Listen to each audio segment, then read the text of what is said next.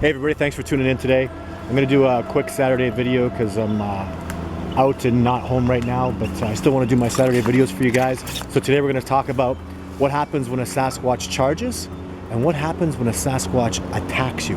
Coming right up, stay tuned.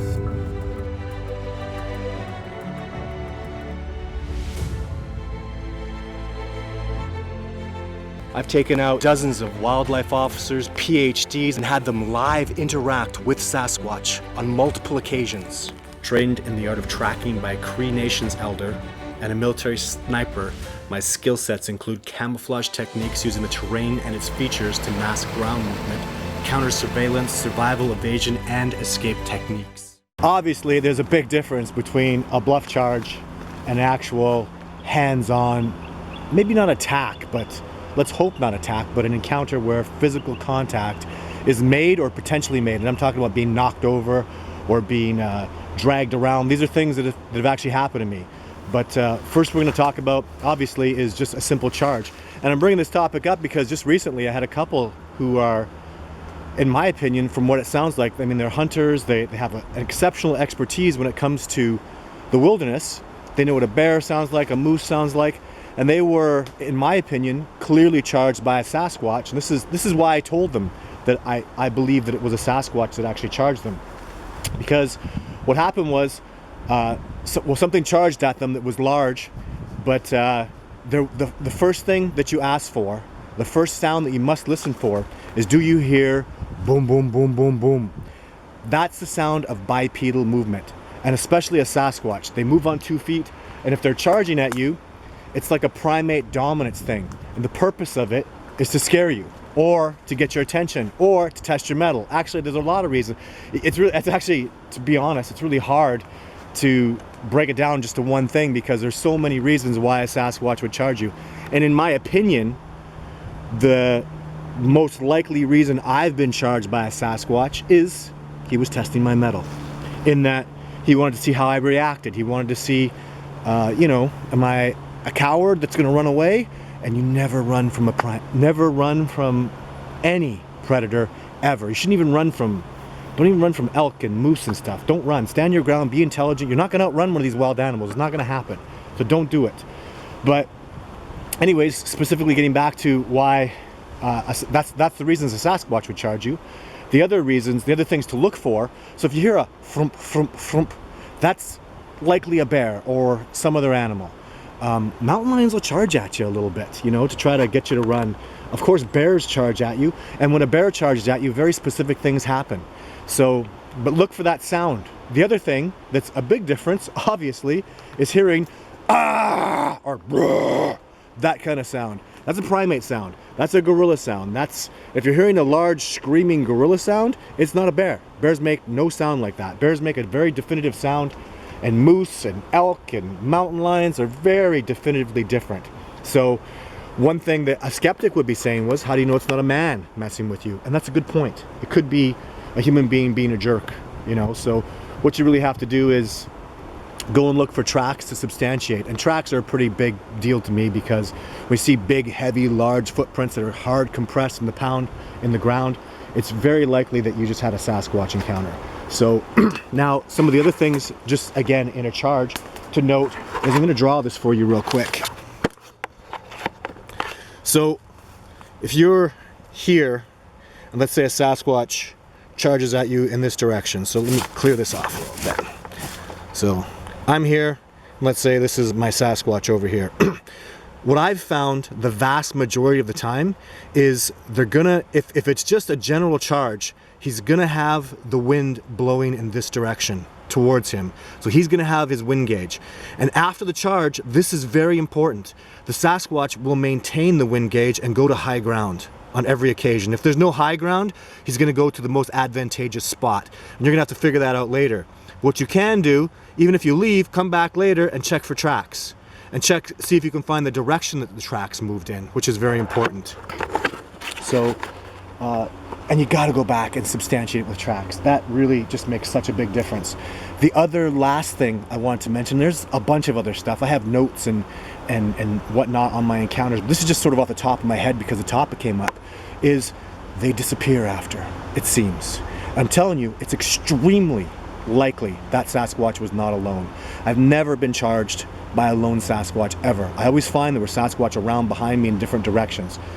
So remember too that a bear, when they leave, they'll make sounds. A mountain lion, my gosh, if you can't tell the difference, mountain lions just aren't thunderous when they charge. They're just not big, heft-ring animals. And a moose and elk, if they're charging because they're rutting, which is most likely the reason, they're gonna make lots of noise after the initial charge. And primates will smash things and crash things a little bit. I find that the charges are very acute and quick. They'll smash things, bash things, and then you hear dead silence after. And that's not bear behavior. That's absolutely not moose or elk behavior. It's not large ungulate behavior, even a bison.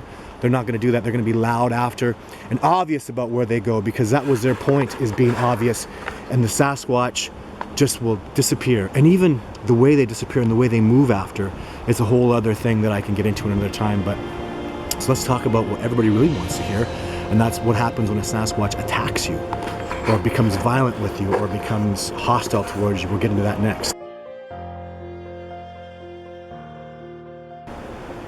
So now really getting to the meat is what happens when you're attacked by a Sasquatch, which is hopefully not going to happen. Well, I mean, there can be multiple levels to this, and there's a lot of different experiences that I've heard with other people, but I'll specifically talk about my experiences. First thing, don't run from the Sasquatch. I've been chased down and knocked over. You just don't run from any big primate. You don't run from any predator. Just don't do it. Don't run. Stand your ground. We're not outrunning anything. We're human beings. We're weak. You're not outrunning a damn thing. Don't do it. So, but if they smash you down, for me personally, I think there've been multiple times that stuff's happened to me, but just off the top of my head, without going through my notes, my biggest bad day was, I think I was being initiated into the group, for lack of a better understanding, because they might have slapped me around and threw me around and beat me up a little bit. But Sasquatch power is enormous and crazy and incredible. If they wanted me dead, I wouldn't have lasted 2 seconds. They would have killed me immediately.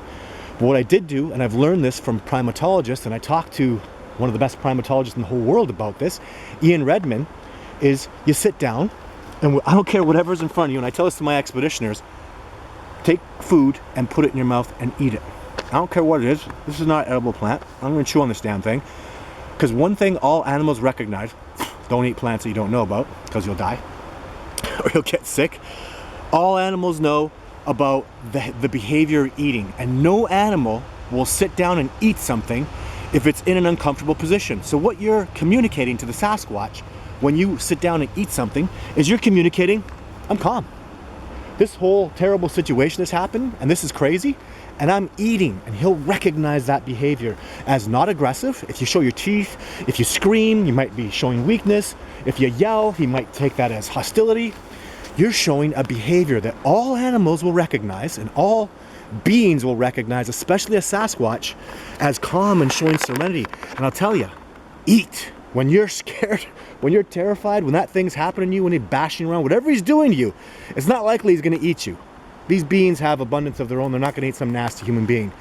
They might want to hurt you, but if you show, in my opinion, the best way to survive that situation with a Sasquatch, I'm being specific here. It's different with bears and mountain lions and other beings, and if you want to figure that out, look it up. But in my opinion, obviously you're not going to outrun them. They'll chase you and possibly smash you down and hurt you. That's happened to me. Don't run. Sit your butt down and show them how calm you are. Show them how this isn't bothering you by eating. And I'm telling you, I mean, I've been bit by one of these dudes. And when I told that to Ian Redman, the primatologist, when we were discussing, he's like, I've been bit by gorillas too. So it's really a primate behavior. But even if you're bit, when I was bit, I remember he bit me until I was basically squealed, and he got a response and he got hostile when I squealed. But when he threw me somewhere else, I'm telling you, I picked up dirt and put it in my mouth and I ate it. And I remember one of the last moments of my encounter where and don't look at him. Look away. Don't make eye contact. Sit down and focus on whatever's in front of you and eat. When there's no food in front of me, I sat my butt down, I started putting dirt in my mouth, and I actually remember vividly him coming over and standing behind me, or up above me when I was lying down. I took some dirt and I put it in my mouth for a second time, and he smacked my hand away. Like, don't eat that. And I didn't know what to do. You gotta, when you're in an emergency situation like that, I tell you, you gotta have your mind set to a program. You have to have, this is what I do in this situation, because you don't really have time to think. You gotta almost act on instinct or whatever logic and reasoning you can grab onto, because it's such an emergency, crazy situation. You'll be in so much fear. You'll be so terrified. I know I was. Maybe you're braver than me, but my program was, no matter what, eat. Put stuff in your mouth. And I remember the second time I picked up some dirt, I put it in my mouth, he whacked it away again. It hurt my hand. I went, ah! So after that, I did stop putting dirt in my mouth. But anyways, that's my advice. If you're charged by a gorilla or a chimpanzee, I think Diane Fossey, Ian Redmond, and Jane Goodall would tell you the same thing. Just sit down and pretend like you're eating. It seems to be the primate thing to do. And that's my advice for today. Thank you very much for tuning in. I'm doing expeditions. I got lots of stuff going on. I need lots of help in my cooperation. So if you want to help, get on board. The new website is discoveringbigfoot.org is our website. And come on board, help out. We got lots going on. Expeditions are going to be amazing this year. The Discovering Bigfoot Research Center is coming together. So if you're interested, go to discoveringbigfoot.org, send us an email, get involved. We're on Patreon. Thank you very much for your support, and I'll see you on Wednesday or next Saturday. Talk to you then.